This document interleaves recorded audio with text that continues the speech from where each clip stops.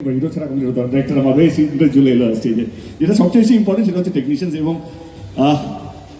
বাঙালি technician আমার মনে হয় আর নতুন করে বলার দরকার নেই। বাংলা যারা টেকনিশিয়ানস আছে, যারা পৃথিবী রুল করছে, বম্বে তো করেই এসছে আর কি সারা জীবন। তো I am very happy and very proud কে আজকে এরকম একটা মঞ্চ তৈরি হচ্ছে প্রথমবার।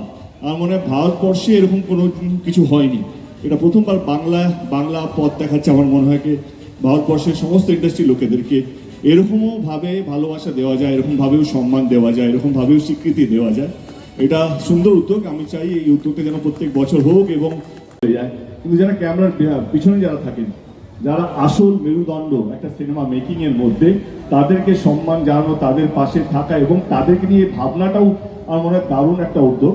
আমি এই উদ্যোগকে আবার সাধুবাদ জানাই অ্যান্ড উইশ এভরিওয়ান ভালো যেন হয় এবং বাংলা ইন্ডাস্ট্রি যেন আরও এই যে যুগলবন্দি এইচওডিস উইথ টেকনিশিয়ানস, এই যুগলবন্দি যেন আরো ভালো হোক, বাংলা ছবি বা বাংলা টেলিভিশন ইন্ডাস্ট্রি যেন আরো বড় হোক। Thank you. অনেক অনেক ধন্যবাদ। দেব, একটা ছোট্ট প্রশ্ন আছে তোমার কাছে। যখন আমি জানতে চাইছিলাম যে কি বলে তোমায় ডাকবেন, প্রত্যেকে দুটো নাম হালকা করে কানে এসেছে, এক খোকা আর এক প্রধান। তুমি কোনটা চুজ করলে? আমার মনে হয় আমি টেকনিশিয়ানদের ছোট ভাই। জোরে জোরে হাততালি। এই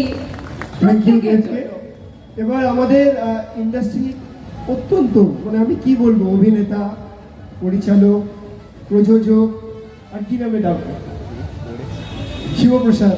আমাদের শিবুদা আমাদের সবার প্রিয়,